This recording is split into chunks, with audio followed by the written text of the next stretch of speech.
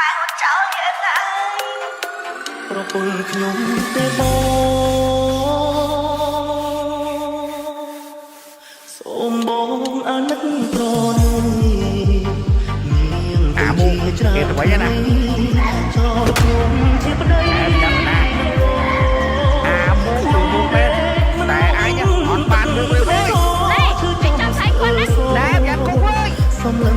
មើលកាយមុខមិនបងបានម្ដាយណាហើយនឹងកាត់ព្រី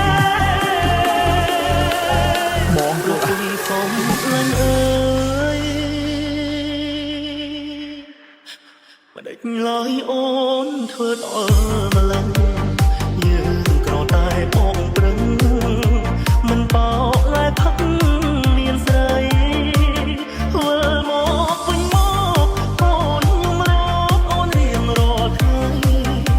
អូនคงបងអាចអភ័យអើយតែស្រីត្រឡប់មកអូនអីស្រីហើយអ្វីឆំរកអូនទេបងរត់ប្រមារីអើយវិញរងទុកបើបងមិនដឹងខ្ញុំសូមដៃរត់ទុំនោះបងហងណាបិទស្បក់ឲ្យបងបានលឺសេចក្ដី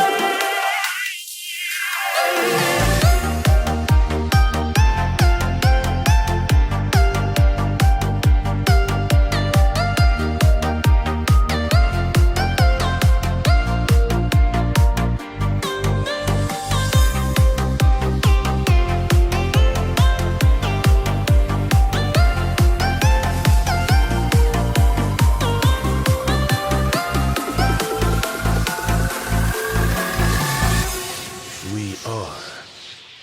Family TSRCT ប្រពន្ធខ្ញុំទេបងសូមបងអាណិតប្រនួននាងទៅជាច្រើនថ្ងៃចោលខ្ញុំជាប្តីនឹងកូនខ្ញុំដេកមិនលក់ទឹកភ្នែកឈរឈឺចាំស្ទើរសសំឡឹងមើលកាយមុខកូនបានម្ដាយណាហើយនឹងគេខ្ញុំគឺជាកម្មកររដោដើម្បីគ្រួសារខំស៊ីឈ្នួលធ្វើការមិនសូវបាននៅផ្ទះទេមកបាត់ប្រពន្ធខ្ញុំលែងកិនខ្មាស់គេញាតប្រាប់នាងរត់តាមគេរកភ្លើងស្នេហ៍តាមតែស្បក់ខ្លាំងអីស្រីហើយអ្វីឆំរត់អងគេកូនប្រត់ប្រមា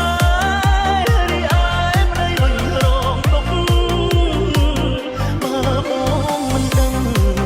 ខ្ញុំសូមដៃរត់ទុំនោះបងហងណាបិទស្បក់ឲ្យបងបានយល់សេចក្ដីប្រពន្ធសុំលឹងអើយមិនដេចឡើយអូនធ្វើដល់